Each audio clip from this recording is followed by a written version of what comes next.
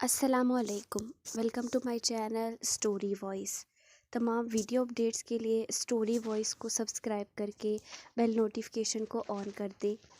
आइए सुनते हैं आज की वीडियो में किसी की ज़िंदगी पर बीती एक और दास्तान। नजीब मसूद पूरे मोहल्ले में बदनाम था। वो सारा दिन गुंडागर्दी और आवारागर्दी करता था। वो उस मोहल्ले में कैसे आया आज तक किसी को मालूम न था, लेकिन सुनने में ये आया था कि वो मसूद यावर साहब का बेटा है, जो वकील थे और काफ़ी अरसा पहले वफ़ात पा चुके थे। वो अपने बेटे नजीब को अपने जैसा बनाना चाहते थे, लेकिन शायद ऐसा उनकी किस्मत में नहीं था। मोहल्ले के तकरीबन सब लोग नजीब मसूद को नसीहत करते करते थक चुके थे और नसीहतों से उसके सर पर जूं तक न रेंगती। यही वजह थी कि वही चाचा के अलावा सब लोगों ने उसे नसीहत करना छोड़ दिया था। वही चाचा अक्सर नसीब को समझाते, मगर वो उनको बुरी तरह झिड़क देता था। एक दिन असर की नमाज़ पढ़कर काफ़ी अफराद मस्जिद से निकल रहे थे और आपस में गुफ्तगू कर रहे थे। गुफ्तगू का मौजू नजीब ही था। सब अपनी हैरत का इजहार कर रहे थे कि नजीब भी आज नमाज़ पढ़ने आया था।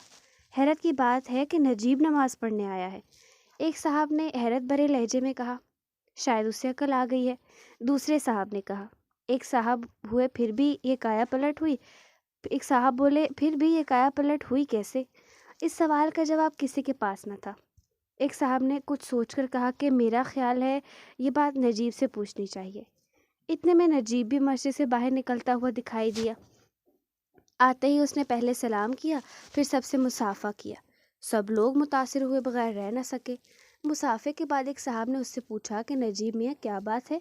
तुम्हारे रंग ढंग में तब्दीली आ गई है। हमें इस बात की बहुत खुशी है, लेकिन हम इस तब्दीली की वजह मालूम करना चाहते हैं। नजीब ने जवाब दिया कि मैं तो अल्लाह पाक का शुक्र अदा करता हूँ कि मैं सीधे रास्ते पर आ गया, और इस तब्दीली की कोई ख़ास वजह भी नहीं है। जब नजीब आवारागर्दी करता था, उसका हम उम्र दोस्त मंसूर उसे नफ़रत की निगाह से देखता था, लेकिन जब नजीब में तब्दीली आ गई तो मंसूर नजीब का दोबारा दोस्त बन गया।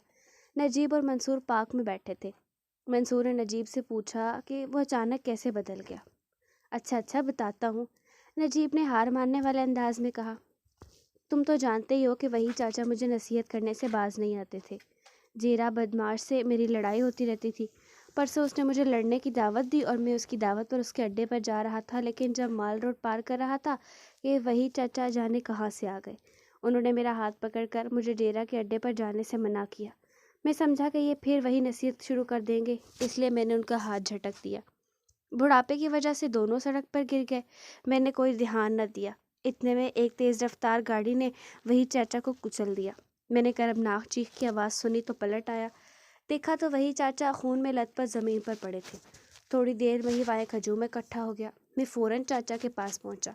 उनकी हालत ख़राब थी कि कुछ देर के मेहमान थे।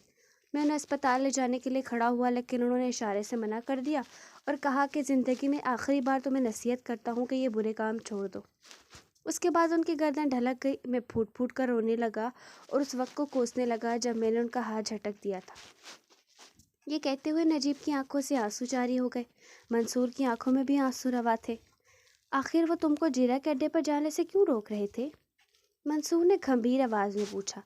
नजीब ने जवाब दिया कि मैं दरअसल ये समझ रहा था कि वही चाचा महज अपनी नसीहतों के लिए मुझे रोक रहे हैं, लेकिन असल बात बाद में पता चली कि जीरा बदमाश ने धोखा दिया था।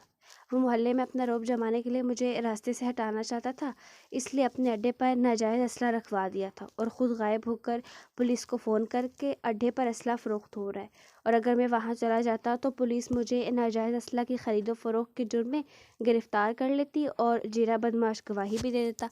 लेकिन अल्लाह पाक का शुक्र है लेकिन अल्लाह पाक का लाख लाख शुक्र है कि मैं लेकिन अल्लाह पाक का लाख लाख शुक्र है कि वही चाचा की आखिरी नसीहत काम आ गई और मैं वहाँ ना जा सका।